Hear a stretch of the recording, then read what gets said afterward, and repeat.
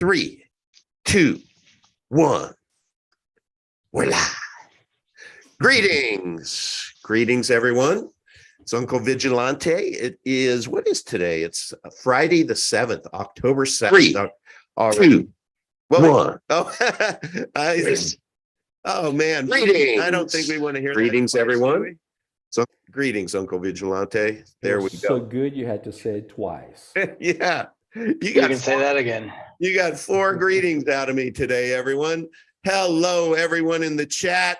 If you are watching, how about give us a like right now? Subscribe to the channel, all that good stuff.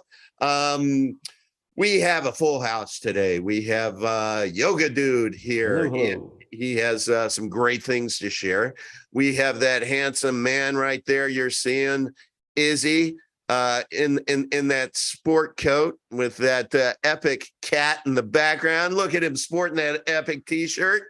You have me, who I'm from Harvard, says just kidding underneath it.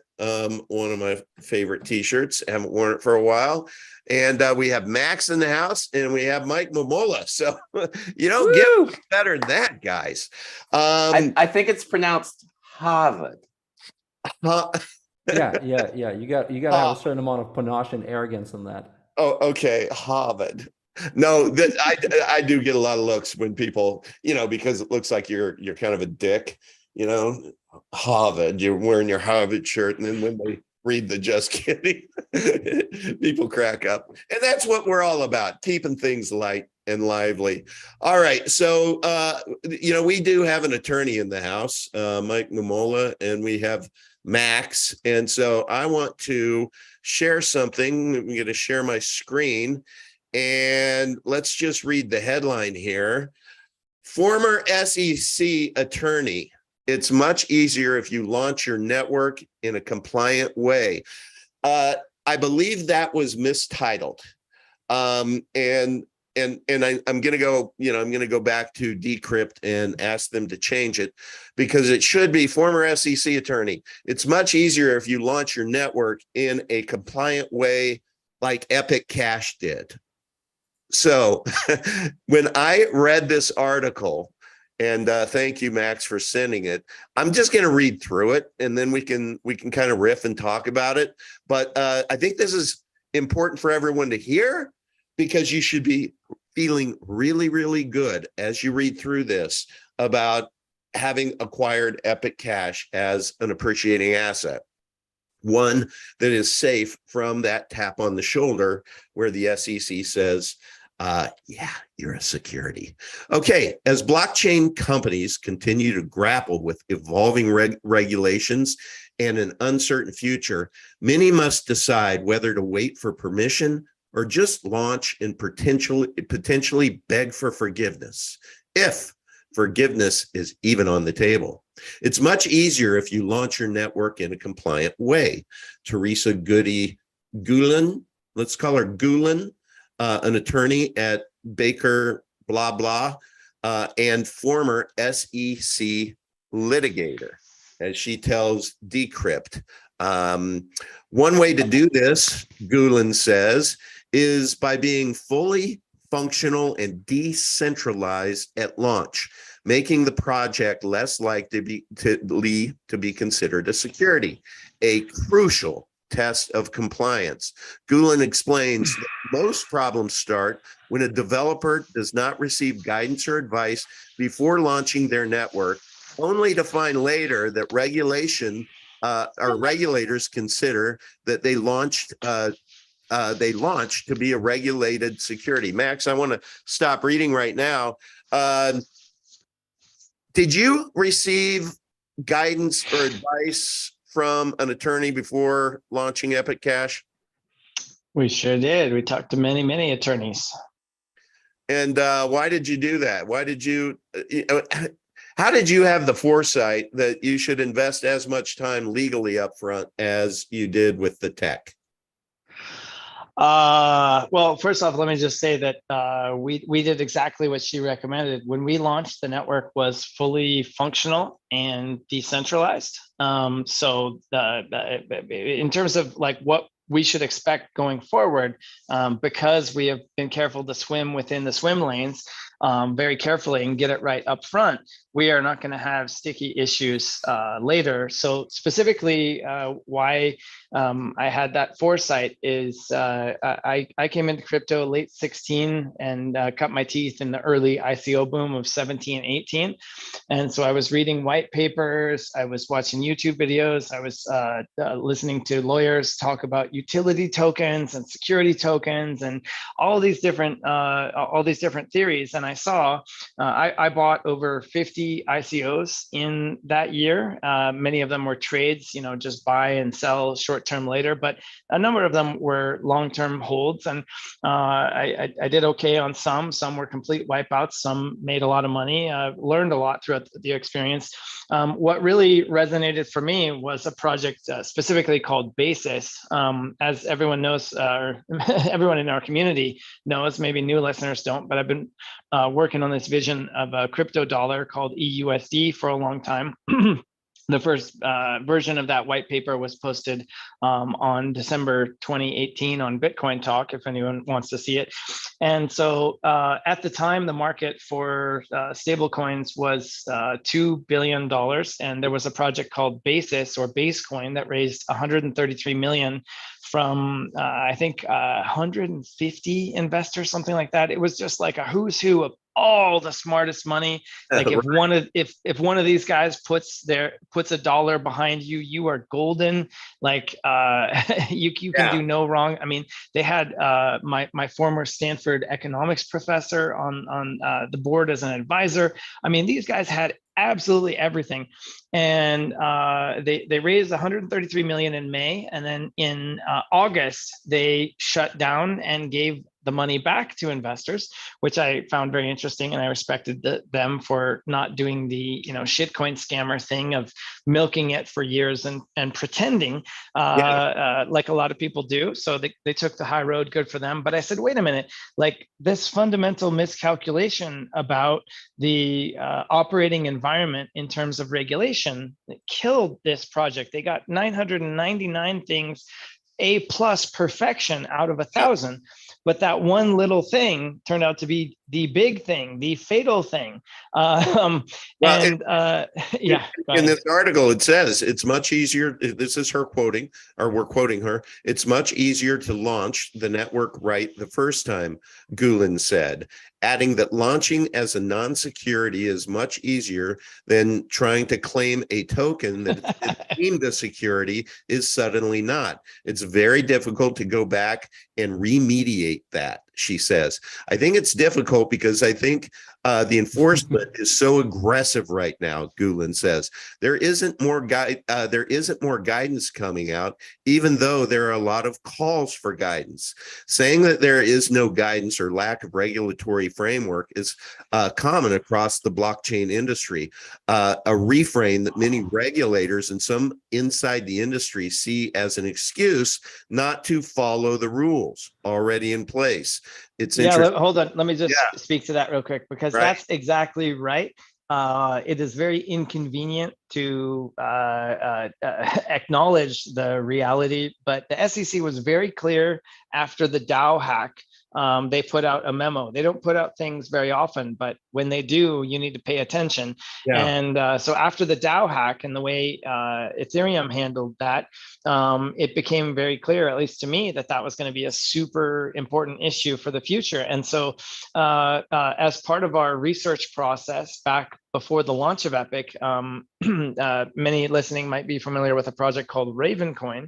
And Ravencoin had the fairest launch in the history of crypto since Bitcoin Core itself, until Epic came along, and we looked at that. I remember watching a YouTube grilling. It was a 3-hour live stream with 5 lawyers talking about the facts and circumstances of the Ravencoin launch, and is it a security? Is it not? This was before the Crypto Rating Council scorecard, and it's become a lot clearer since then. But I was like, wow, 5 lawyers are all disagreeing. And there's this extreme opinion over here at the end that says basically, no, like you guys are all fantasy thinkers. This is what it is. It's been this way since 1934 or 33. You just don't understand. And so I watched, there was an ICO called Kin from, there used to be a messenger, I think it still exists, called Kik. That was very popular. It was kind of before Telegram and WhatsApp. This was a hot thing. And so these guys raised 100 million. Bang, bullet in the head from the SEC. Ripple got taken to the woodshed last year. Yep. Dragon Chain had Disney behind them. I think they raised $100+ million. They just got sued. And so basically, I think almost every single deal from that era got unwound on this single issue. And the one that And didn't. Max, sorry, Yeah. let me throw one more in that you like particularly is Pavel Durov's little venture that was told to return the money. Exactly. And they thought they were being clever. Remember, they thought that, 1.6 billion. That's right, with a B. Yep. And Telegram raised 1.6 billion for the Ton coin, Telegram Open Network, and they ended up having to give the money back. Paid a big fine to the SEC. Luckily, nobody went to jail. I mean, these guys play for keeps. And so what we did, when I say we spent more time, or I spent more time, I know I did, with with lawyers than software developers back before launch. I mean it. Because a lot of people, they'll charge you $500 an hour to tell you what you want to hear. Because why? If you go and get in a problem, then they have more money, more budget to defend you. Oh, I'm sorry you have a problem, but now I have a job for myself for 2 years. So the incentives are kind of misaligned. And so, you know, we went to find the most extreme like interpretation of sort of like, okay, you know, if I'm the SEC, what do I want? I want to maintain my power, and I don't want all this crypto stuff to erode that. And I have powerful friends with the banking industry, and they don't like crypto either. So how realistic is it that they're going to give a free pass to all this? You know, it's decentralized enough, so we're okay with it. No, like they were very clear from the beginning. If the Bitcoin design, the original Satoshi peer-to-peer electronic cash is not a security, period. Mm-hmm. And so that was a very hard circle to square. It made it nearly impossible. And for a long time, you know, trying to run a relay race with your shoes tied together and both hands tied behind your back and a bullet in the leg, you know, it made it much harder. Yeah. But if we didn't do it that way, we would be in the same boat as all of these other guys, because I got news for you. The SEC believes that Ethereum itself and everything on it is a security unless proven otherwise. And the burden of proof is on you to prove otherwise. And I don't care how much VC you have. I don't care which lawyer you have. And judges don't understand this stuff. It's just like you're building your vision for the future on a weak foundation. And so we said, let's build a really strong foundation. If we get the core protocol out and it's designed in such a way that it's safe from all these issues, then we have a blank canvas to paint on and really build momentum later. And so I think regulation is going to be a hot button issue, and also IP risk, because Reggie Middleton has patents, and people may disagree whether they're legit, but the courts will hear whether they are. And if you've got a deep pocket and insurance and a board and auditors, and you know you have to acknowledge that you have that risk, then it's a reality. And so IP and regulatory concerns have been neatly placed off to the side for us by that careful foresight years ago. What percentage, if indeed it is true that Ethereum and everything built on it is considered a security, what percentage of crypto, let's say there are 20,000 assets, would that be? I think that there's probably a couple dozen that are completely safe, and most of them are like dead ghost chains that, you know, nobody cares about. Like seriously, I mean, I know many people like Litecoin, but give me a break. You know, so Litecoin is safe, but it doesn't matter. You know, so there's a handful of exceptions, but essentially everything. That is amazing. Well, for Gulen, The issue isn't that there is a lack of rules, but that the rules are confusing. People are trying to comply with the rules and they are confused by them, Gulen said. And I know I'm destroying her name, deal with it. And some of the rules don't really make specific particular sense as it relates to digital assets. Gulen says the aggressive enforcement regime may cause a chilling innovation in the future. In the U.S. alone, several government agencies, including the Securities Exchange Commission, the Commodities Future Trading Commission, the Treasury Department, the Department of Justice, have all taken aim at cryptocurrency in the last year. Last month, the SEC charged crypto influencer Ian Ballina with violating securities regulations when conducting Sparkster's ICO in 2018. As Gulen explains, the devil is in the details. The SEC put down what it considers a line in the sand in July of 2017 when it issued the Dow report. Gulen says paying attention to what the SEC is publishing is essential. Every time something comes out from the commission, it's important to include in your analysis. Gulen said that that what adds to the regulatory confusion is when a statement comes out from the SEC official that is an SEC official that is a personal opinion and not an official SEC statement. For example, SEC Chair Gary Gensler and previous Chair Jay Clayton said Bitcoin and Ethereum are not a security, respectively, but the SEC has yet to make an official determination. I'll stop there just if anyone wants to chime in. If not, I'll continue. I try not to laugh impolitely whenever somebody says that Ethereum is not a security, but aside from that, I'm just going to stay quiet. Okay. Well, I think,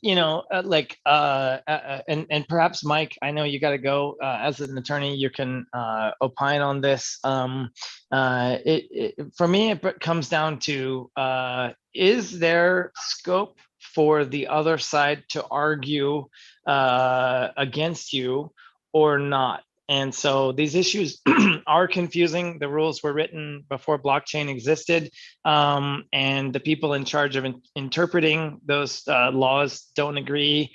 And the judges and attorneys can come up with different opinions.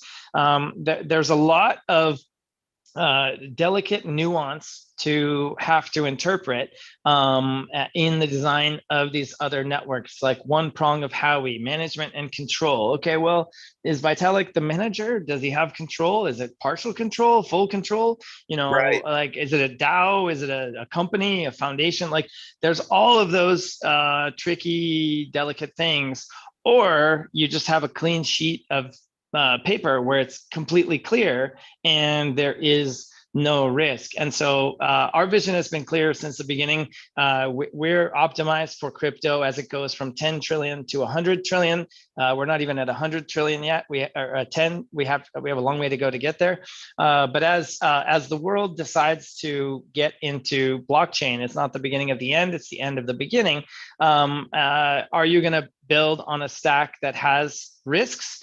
And you have to think about all that stuff, or you're going to build on a stack that doesn't have that stuff. And if you look at it that way, the answer is obvious and clear. And it doesn't matter what our market cap is. It matters that we have a functional network and we're completely in the clear. And so, what would be cool? What would be cool for somebody to take on as I'm going to stop sharing just to be able to look whoever in the eye that's going to do this.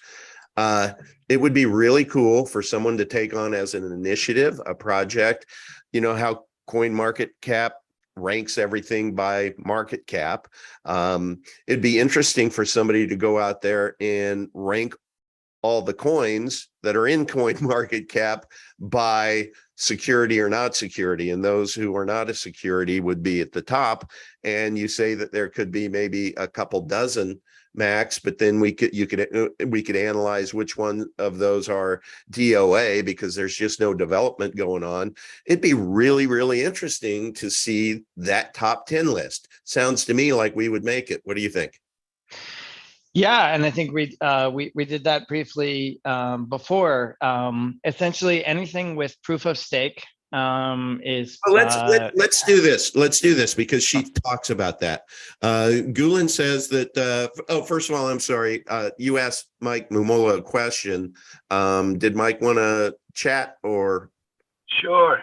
Yeah. Hey, everyone. Happy to jump in. Happy Great. Friday.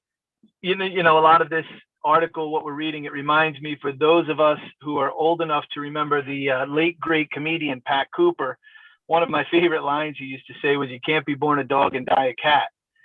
And That's great. yeah, and it sounds like, you know, that's what's happening here, and people try to pivot because they haven't put the time and the energy and the thought into it that Max has with Epic.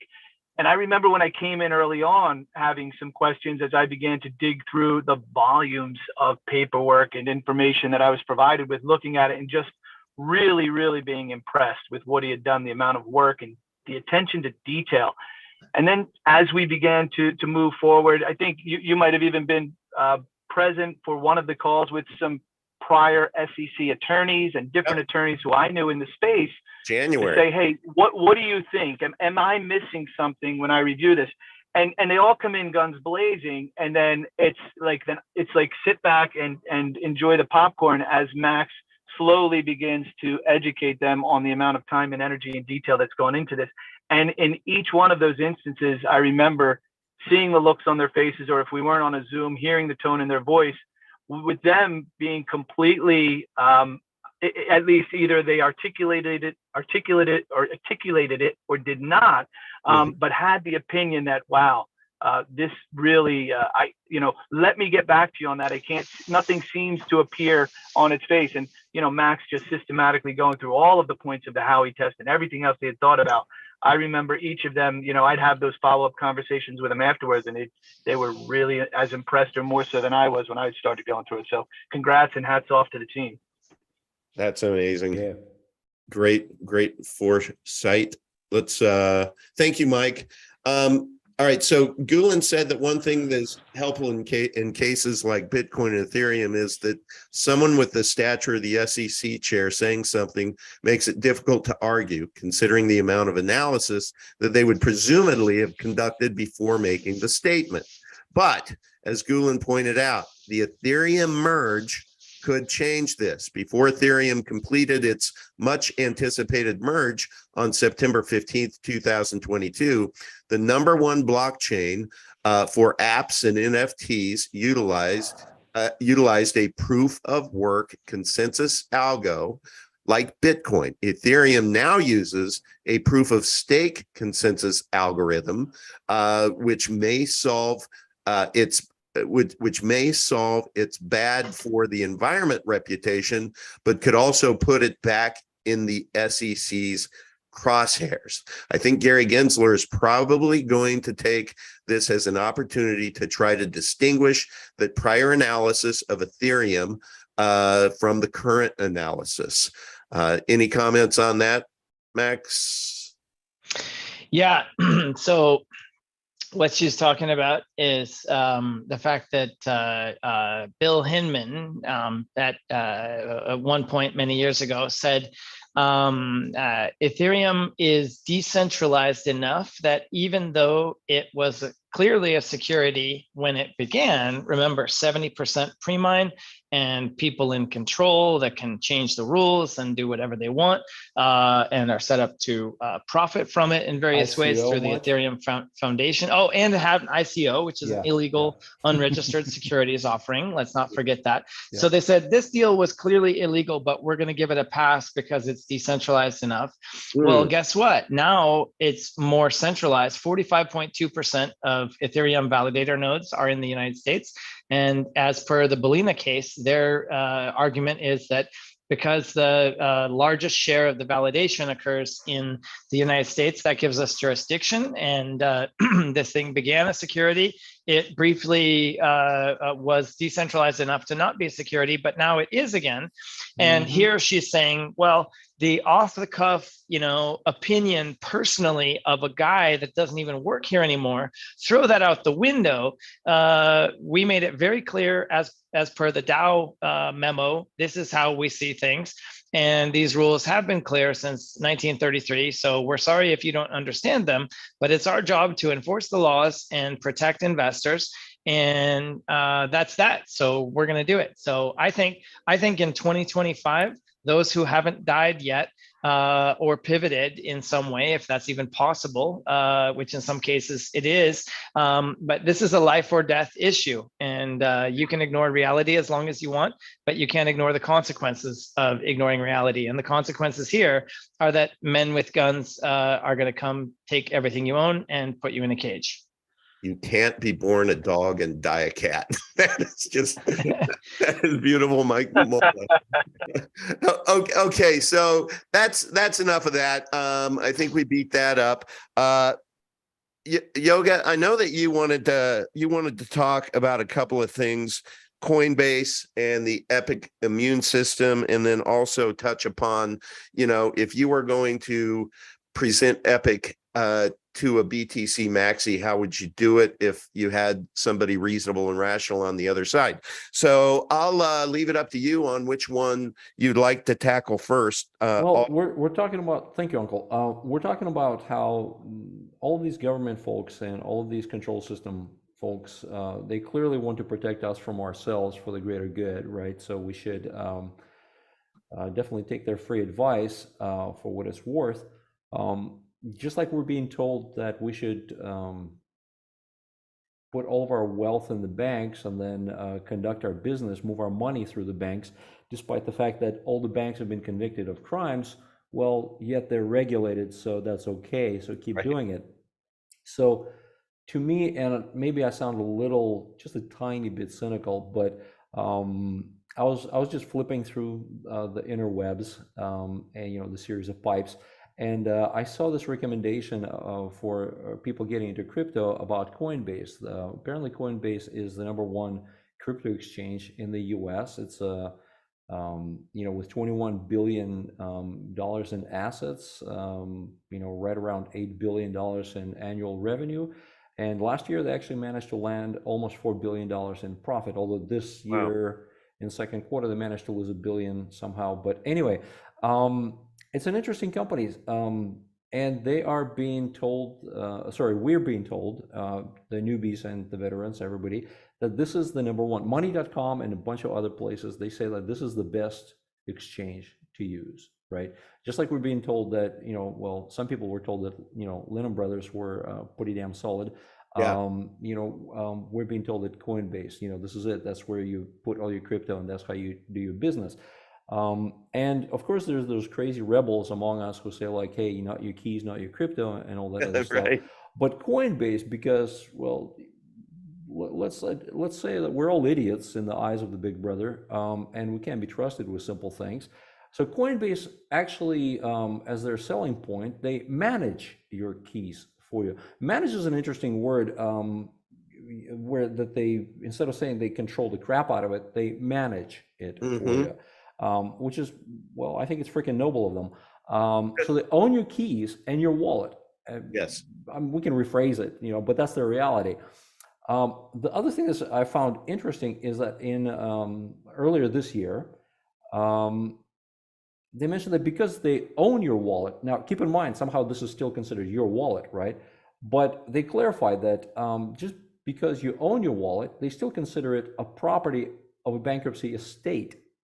Right. Now, roll that around in your head. So essentially what that means is that, so in the event of their bankruptcy, customers get treated as unsecured creditors. Yes. You don't even get a bottle of KY lube with that one, okay? This is just a straight up, good times here, okay? So to me, and Coinbase, again, this is not enough. Like, they're focused on control, okay? They're focused on developing very actively, building, acquiring analytics companies, okay, for coin surveillance. Again, this is all done to protect you from you and in the name of Right. safety, okay? They recently purchased an Italian company called Neutrino, which is a blockchain intelligence platform, kind of like Chainalysis, you know, Okay. a budget version of Chainalysis. They also, a while back, they told their customers, they essentially just informed their customers that, hey, by the way, for the last 7 years, we're just going to share all of your crypto transactions with the IRS. It doesn't matter what your volume was, and it doesn't matter anything really. We just are. So neener. Did anyone, sorry to interrupt, Yoga, but did yeah. anyone catch the 14,352 page, 260 megabyte PDF that came I'm out of the halfway through that, Celsius? Max. Okay, sorry.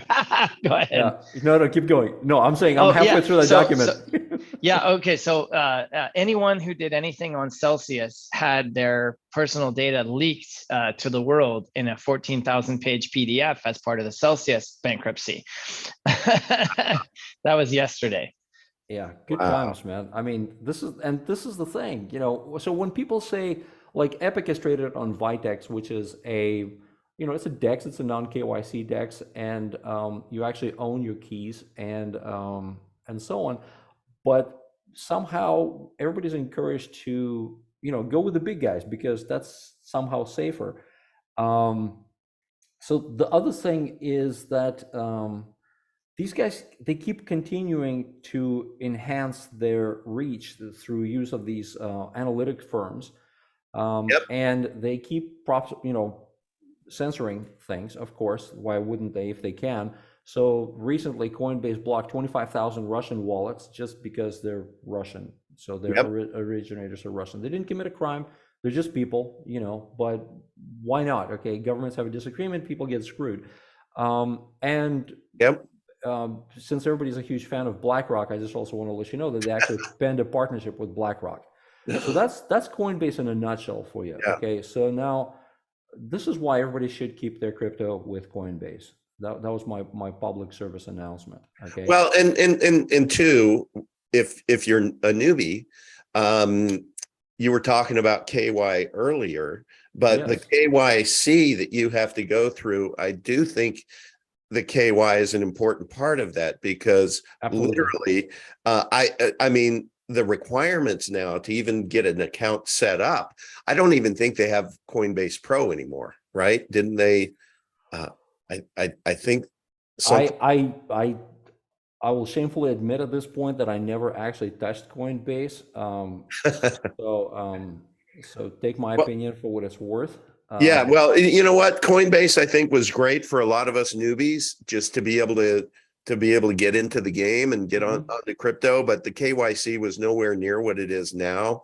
And so to be able to get an account now, you know, VTEX, when we talk about DEX, that's a decentralized exchange. There is no KYC, so you can get an account anonymously there.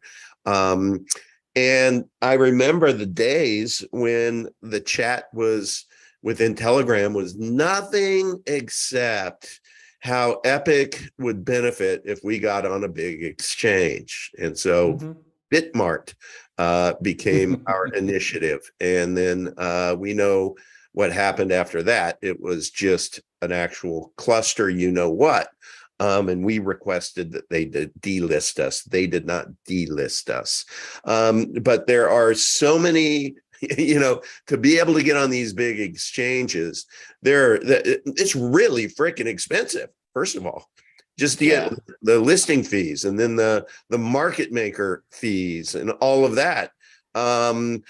I don't know how you can be a community supported project and be able to afford all of that. I mean, and we continue to be hit up by projects similar to Bitmart, and it's enlightening and it's eye opening to see, you know, what's really going on there. Yeah. Like it's just a pattern of abuse. Yep. And you know, guys, the other thing is, since there are other cryptos besides us, there actually one of the things that I saw there's another crypto. I'm not going to mention them, but they had the same community pressure to go big, to get more exchanges under their belt.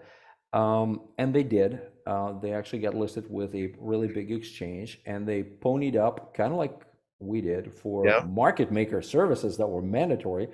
And Yep. lo and behold, they actually got obliterated by the market maker that apparently wasn't interested in maintaining a narrow spread, but was actually driving the value down, which is Right. something that we've seen. So apparently, this is not anything unique to us. This is Mm, just a pattern of behavior where these guys are not trying to help you. They're trying to drive a stream of revenue. right. And you're They're just, extracting value from our that's it. community. That's it. Yeah. Yep.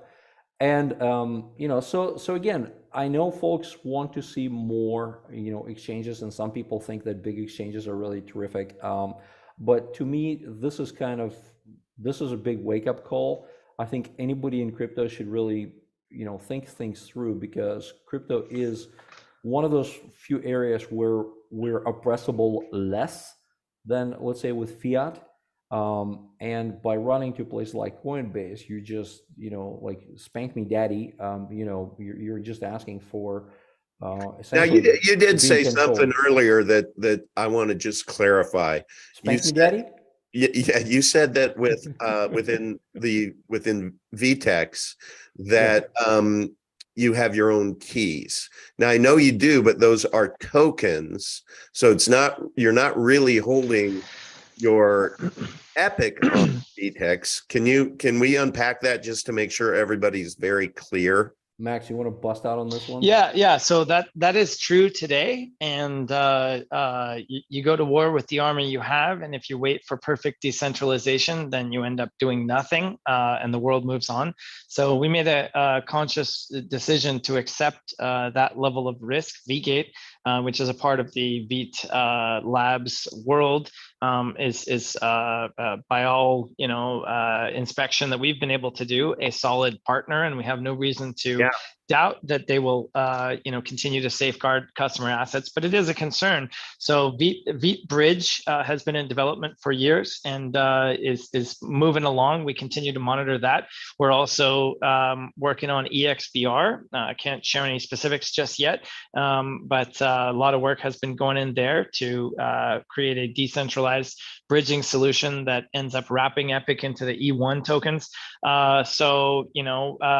We like to design defensively and get ahead of problems. And that's one that it's not a problem today. We don't think it would be a problem, but we don't want to leave it there as an indefinite solution because we can engineer out that potential risk point through decentralization. But as we just saw yesterday, Binance Smart Chain got hacked for what, $600 million? Ronin, Harmony Bridge, Solana Wormhole.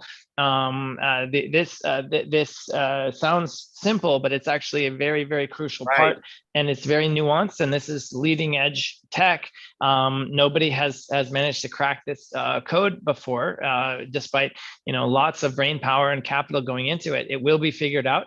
It's another example of our not being what is it you always say, leading edge rather than bleeding edge. If you're the second mover and you let the other guy run out into the battlefield and discover where the landmines are and take the bullets, then you just go, oh, okay, that's the way to go. Imagine, saving Private Ryan running across no man's land in World War II. That's kind of what's going on. But so by saying, there is a solution. Everybody should know. I just wanted to be clear when somebody hears not your keys, not your coins. Well, on Veet, you have keys, but that's keys to your wallet on Veet. But if you want your Epic on native blockchain, we have an amazing GUI wallet that it's very easy to do so. And we have the Stack wallet, mobile wallet, to where you can get your coins off of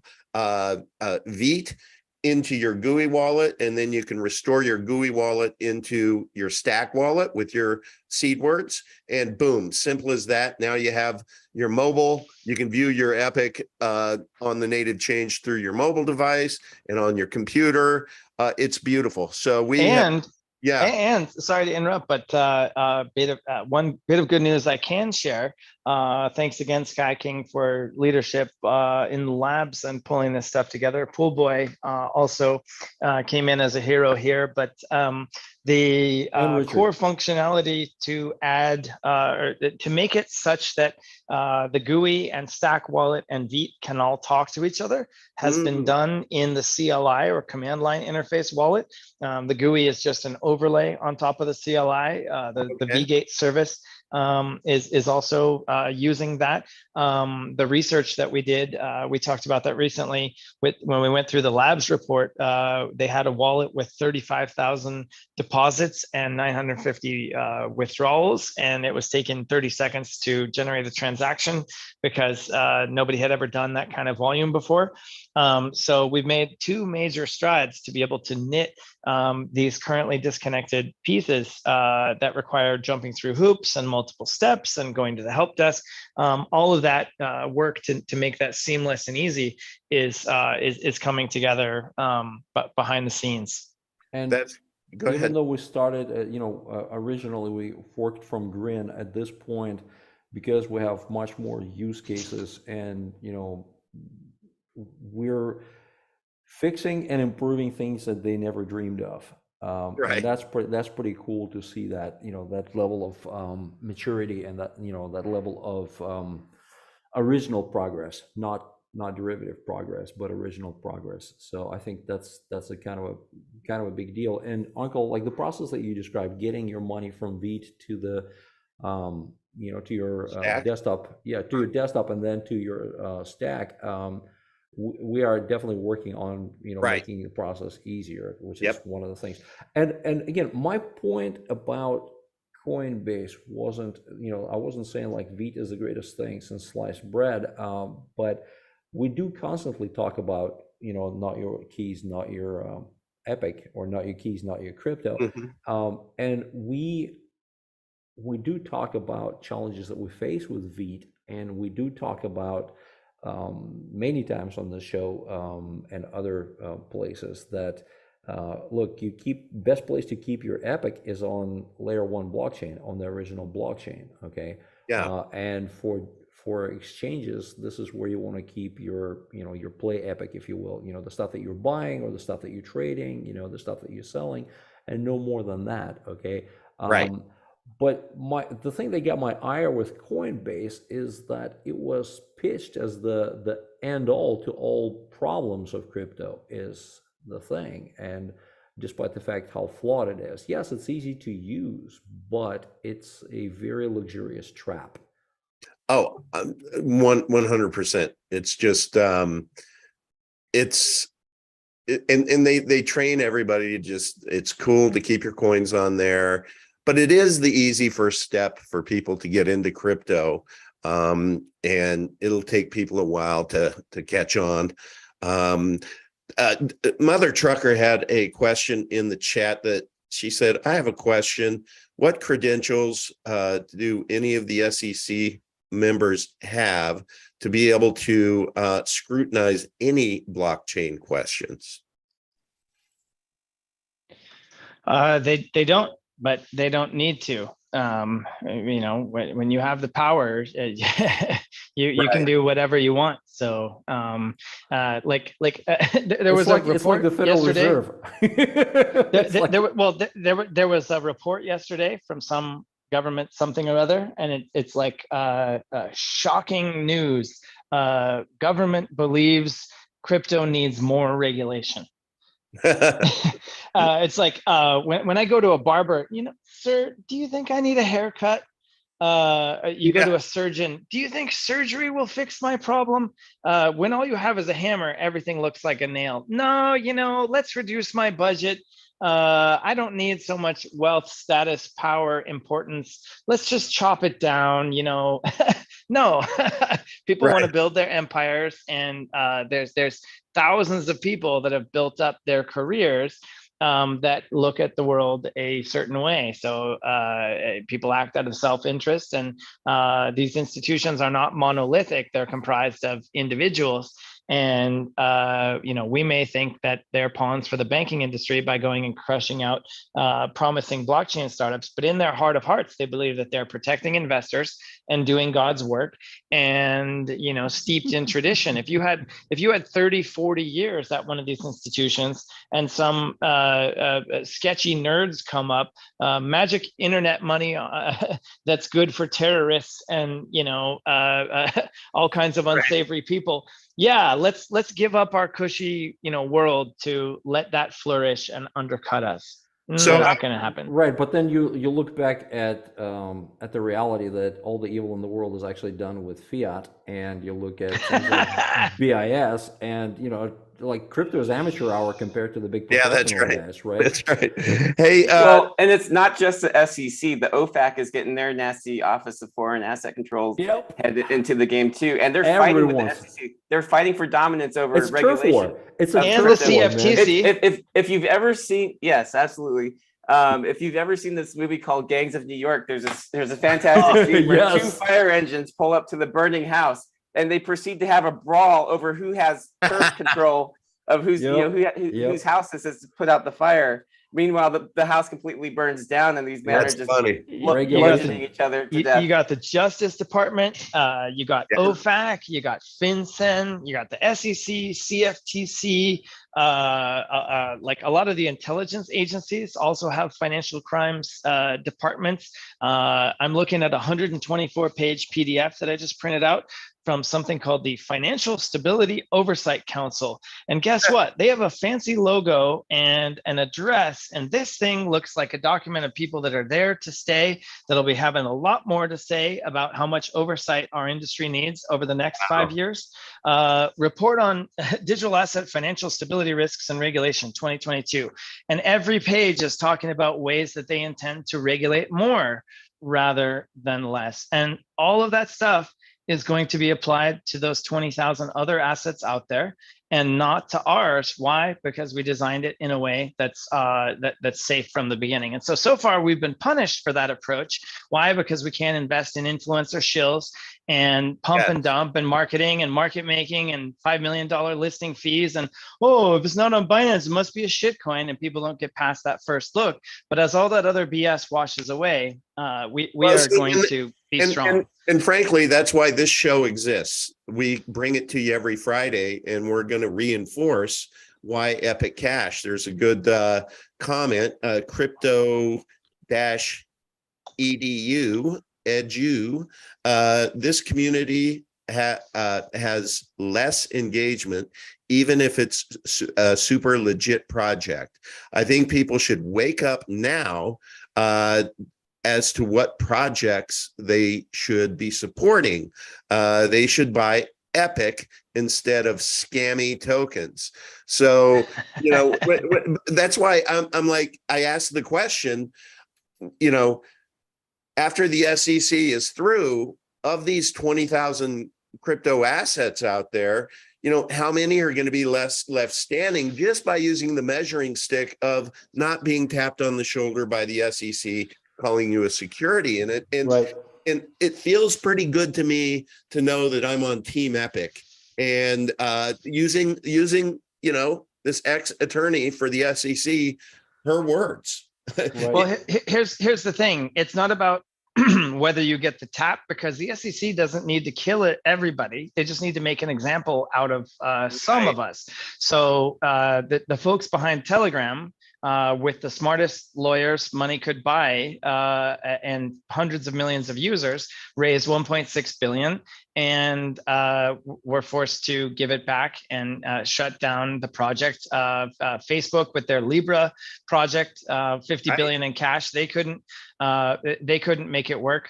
Kin, so it's not like, do they go after you? If they don't, you will survive. It's that they could. So let's say you're out there working and you get your thing to prosper and flourish.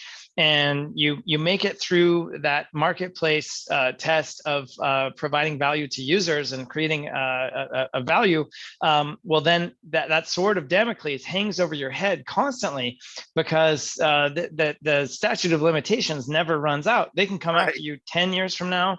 They can do whatever they want at any time. And so can you imagine, not that anyone would ever do this, but could you imagine those people who have the power, that if an asset really took off and became, widely adopted, that maybe they knew before they were going to bring the hammer down, maybe they short it? I wonder if that's ever been. Conflict of interest is a funny thing. It's, SEC tends to kind of penalize people for it, but then they don't get held to that themselves. And you know what happened in the case of Libra? So Facebook took the L, they got beaten down and wrote it off. Then a bank bought the intellectual property, partnered with VCs, and is now relaunching that code base under a different name. So if you hear about a project called Aptos in the coming weeks and months, that is the IP from Libra that was bought for a song. It's like, let me partner with the government to burn my competitor's house down, and then we'll go divvy up the melted gold from the basement. Yep. And I think it's very kind that you refer to it as taking the L. I think they took the D, like the big D. Just saying, okay.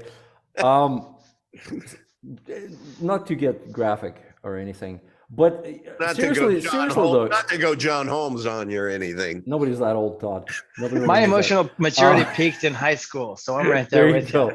So yeah, I mean, it's funny though. Like talk about Gensler though, is like nobody calls out the conflict of interest thing, and of course everything is a security. You ask the guy who's in charge of securities, what's a security? Everything is, right? I mean, if it's up to him, and it is. Actually, Izzy, to your point, one of the things I like is that this inner fighting between the powers that be, that, maybe while they're trying to rip each other apart, they're going to waste less of, time of the normal people who are actually just trying to make a living and introduce innovative technologies, while they're fighting for each other. And they're not trying to define the rules. This is like XRP's, one of XRP's. And you know what's really fascinating?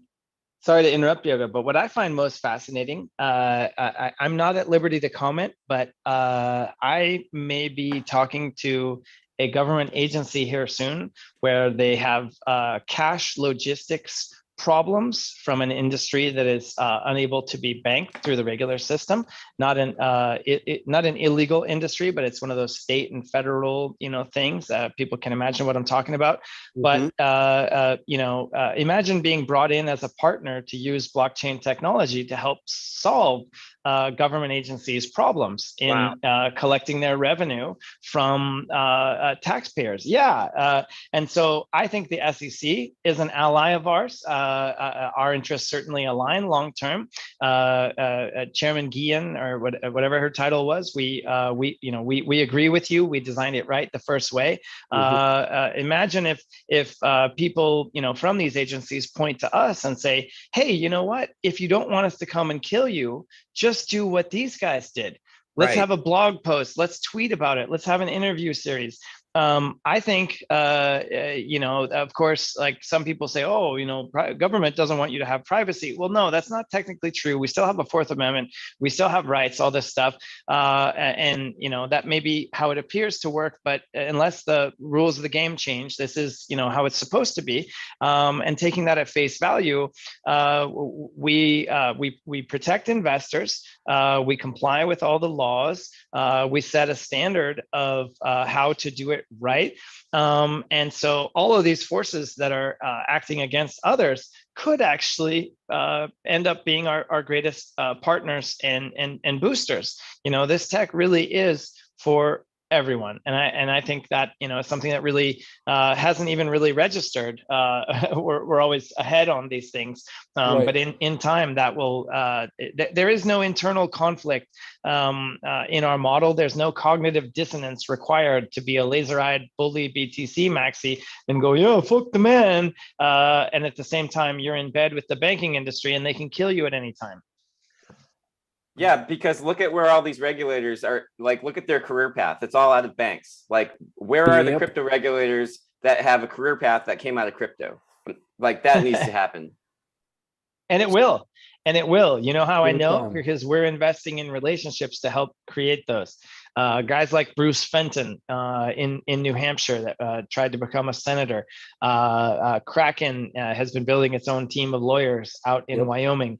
Most of our flotilla of startups that EEA is working on are based out of Wyoming. So, you know, the people that write the rules, there's a reason Texas is the headquarters of the oil industry. Delaware is where all the corporations go. LA is where the entertainment industry goes. And Wyoming wants to be that for blockchain. And so, okay, anyone want to go to the Wyoming blockchain stampede? Guess what? I'm a moderator of the chat group for that for that event. Do you know where the tacos go? Check this out. You know, fool me once, shame on me. Fool me twice, right? Yeah, that's the gift that keeps on giving. How many times? Oh my God! Shout out to Monkman for this awesome meme. Lucy, your taco bunker was funded here. So we talked about this on Wednesday, but my goodness, this is where the TCV subscriber base, where they all go to lose their money and to build a bunker for this guy. Remember, folks, rug pull is not a hair fetish, okay? Oh, that's funny. Did you guys see Richard Hart yet? A couple of days ago, fronting on Twitter with his $10,000 outfit. He looked like the pumpkin pimp. Oh my God, that was priceless. Yeah, and I'm like, you're down 91%, and the only reason that the remaining 9 is still there is because people have locked up into stakes for multiple years. You know, the one bit of good research that the TCV folks did put out, and Richard Hart, you know, I know you'll never listen to this, but any Hexicans, I genuinely would like to have him on the DNA of Bitcoin podcast, and that would be wonderful. Yeah, would be great. You know, no matter what you think of Hex, he has a lot of very, very incisive opinions on BTC, and we're mostly aligned on that. The TCV folks put out a report on what it would mean for a liquid staking market of locked up Hex stakes to emerge, and an arbitrage opportunity and differential pricing and a death spiral. And that reminds me very much of an after action report. There was an analyst from a VC that kicked the tires on Terra Luna and chose not to invest. And then I remember seeing it on Twitter. I think it was Dovey Wan, and her analyst put out this commentary that says, wait, like under these conditions, Terra blows up and goes to zero. And she chose not to invest, and others did, of course. Michael Novogratz from Galaxy, another firm I respect quite a bit, but nobody bats 1,000, got a Luna tattoo on his arm. They chose to drink the Kool-Aid and believe. And for a while there, everybody's looking like geniuses. Three Arrows Capital had $20 billion, and Do Kwon was on Twitter, talking about steady lads and all this. But in the end, he was right. And so if you want to understand, what might happen to Hex, I recommend that they read that report. And also, we're lovers, not fighters. Just because the TCV people have been shitting on us every day for years doesn't mean that at any point, if they want to change their tune and be friends, we're here. Epic is for everybody. Jesus told us to turn the other cheek, and I think we have the maturity to look past the harm that others have dealt us. So the evidence is there. Yeah. No. I mean, as far being the lover or fighter, I'd prefer to think that we fight through. I just can't stand the fact how much harm that they have inflicted on just fooling newbies. To me, it's just unconscionable at this point in time, and it's immoral. It's immoral at this point in time. And I just don't know how to get through to people that, how do they keep sucking people in? I don't know. How do the people who have gone through this time and time again, how do they continue to, how are you making any money, people? Because every time that you invest in one of their picks, it gets right, you're buying into their sell wall. I just don't understand it. I don't need to understand it, but what I do need to understand to end the show is yoga. We had a really nice conversation before we launched the live stream about just kind of your perspective on approaching BTC maxis, or if you were sitting across the table from a BTC maxi, Well, how might you position Epic? and this actually works because we do have, increasing amount of people who are BTC holders, averaging it into Epic. But to me, the way I look at things, for any BTC maximalist, and in fact, this doesn't even have to be BTC, for any kind of a single crypto maximalist, Mhm. we offer an incremental channel for value multiplier, okay, which sounds really, complicated, so I'll total it up at the end. But because we're very early in the price discovery and there's still plenty of opportunities to acquire meaningful amounts of Epic on the open market, people can actually take a position on Epic without really blowing up the price. We've seen this because sometimes people say, well, you have a small transaction volume, and if I throw a ton of money in, it's going to blow it up, and then there's just not enough liquidity. But what we have seen is there's elasticity. Okay, so there is the market, and then there is the Epic that people are holding, waiting for the right price, just like with any other crypto. Okay, so the elasticity that we've seen is people are able to take a position gradually, averaging in, without blowing up the market massively. Now, of course, at some point, the market will blow up, as we've seen, because back in 2020, March, Epic was 3 cents. We're 50 cents now. So we've We were come a long 0.3 way. cents. I'm sorry. Yeah, March 2020 was 0.3 cents. Yep, That was yep. our all-time low. Yep. Mm. So I'm just saying we progressed positively since then, let's say, compared to, well, any crypto that I can think of in the same time period. So what I'm suggesting to the BTC maxis is that you have more options than you think. Okay, you have more privacy, and you certainly have more ROI. And ultimately, the sales pitch is, because of that ROI, you can actually gain more from buying Epic and reinvesting it back in BTC than just holding BTC. And the ones that understand this, right, and the ones that understand it, and the ones that act upon it, they will be the first ones to benefit as the price of Epic. It will inevitably increase, but it'll create this opportunity for growth, of something that is not a boring commodity, which I think that's what Bitcoin is today. Right. I think Bitcoin is a commodity, but I think it's a maxed out commodity, and we are far from that.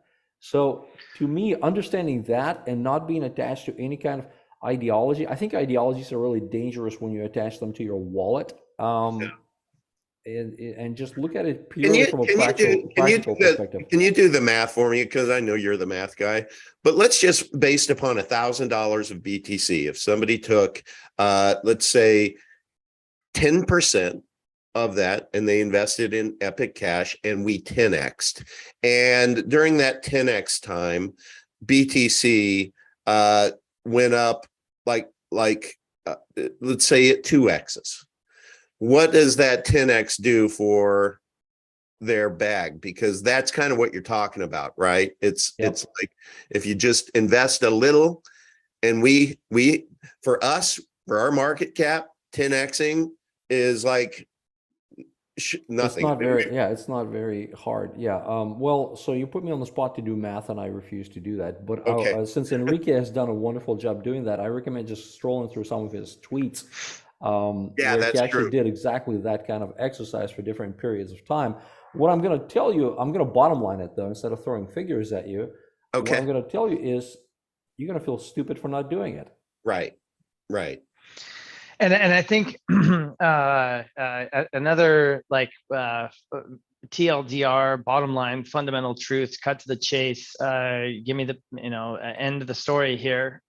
Is Epic is a when question rather than an if question. Right. It cannot be killed. If it was going to die, it would have already. We have only one way to go but up. I have no doubt in my mind, as I've been saying all along, we will reach price parity with BTC at some point, and eventually go, excuse me, way, way beyond. And if you look at it through that lens, you got to ask yourself, is it greater risk to be out or greater risk Right. to be in? Am I more likely to be surprised on the upside with good news or with bad news and surprises? So if you're in BTC, you're in an asset where the effective supply is already 50 million when you include paper coins. Each one is $20,000, and the supply is growing at an unknowable rate because it has the same dynamics as the traditional banking system of fractional reserve and rehypothecation and effective double spending, value created out of nothing through paper shuffling and creative Wall Street and banker types. Or you have something where it's 15 million, there's none of that. And in 9 months, the new supply goes down from 5,760 a day to 2,880. And then we have another halving 2 years behind that. So we're going to have dramatic supply reductions over the time before BTC gets to its next having an uncontrolled fractional reserve. And also the best days of BTC are behind it. Our best days are ahead of it. So if you're in Epic and you're all in, good for you. If you are not in yet, what are you waiting for? Come to our chats and let's discuss those things that might have you on the sidelines. There are many good reasons to be cautious and to wait. Look before you leap and all that. But this is a time sensitive phenomenon because in December, Executive Order 14067 is going to change everyone's wealth, not for the better in unknowable ways. Or you can just neatly sidestep that and jump out of the boiling water into safety and not the frying pan. Yeah, very good. That's that's a good summary, Max. And again, we're not fear mongering. We're not dissuading you from holding BTC. My point was that by investing BTC in Epic, you can actually buy more BTC. You know, that's it. Yeah. You're just it's all math. It's you can increase your stack, and I think many people do. I remember the one service that I subscribed to where I really did like him is Mike Newton, his Moonstream service, and he committed to everyone that he would never ever he would tell you when to sell before he sold his. You know, and that was his strategy. He looked at all of these micro caps, and he was very successful. I think at one point when I got in, he was like 56 out of 57, meaning that he won with his suggestion to buy, and then his but hold on, sorry to interrupt, but hold on, because he was in a position to make that happen by getting his followers in. So let's see how that works. And I'm not familiar with the specifics, but Palm Beach Confidential, Tika Tiwari, Berwick for a time, Cliff High, every newsletter guy has that, and YouTube influencer, by the way, has that same dynamic. But then I don't know if you guys saw on Twitter, the Crypto Lark guy has 1 million followers or something, Lark Davis. His wallet got traced, and turns out that when he's telling people buy this next 100x, he's selling not just once or twice, but he got busted for like dozens of face rip rug pulls, dozens and dozens. See, now, there you go. I just let me finish what I was saying. I just wanted to say about Mike is he was very vocal about his personal strategy was all about acquiring BTC. And he looked at these wins with these micro caps of taking some of his investable BTC dollars to be able to get into these coins. And then when they 100x or however many X, he would exit and he would buy, increase his stack of BTC was how he positioned it. So his goal in life was just to keep increasing my stack of BTC. But he used altcoins to be able to do that. So I think that ultimately is what you're suggesting, that if there is a BTC maxi out there that is in love with that coin and believes with it with your heart and soul, that look, we welcome you, t.me/epic cash, to come in and let's have a chat, because we can help you increase your stack. And yeah, and if you had done that since March of 2020, you would have 23 times more BTC than you do today. So even if you want to gain not dollars, but BTC, we've outperformed them by 23 times over our short history, two and a half years. At our current 50 cent, right? Yeah. In Satoshi terms, we're about 2,300 and we bottomed at about 100. So you could buy for 100 sats and now you can sell all day long for 2,000 sats. Yeah. I remember when we got, what were the sats when we were trading at 685? Our all-time high in sats was like 12,000, I think. Amazing. So if you're buying into Epic today, you're buying at an 80+% discount From our all-time BTC high. terms, 90% in dollar terms.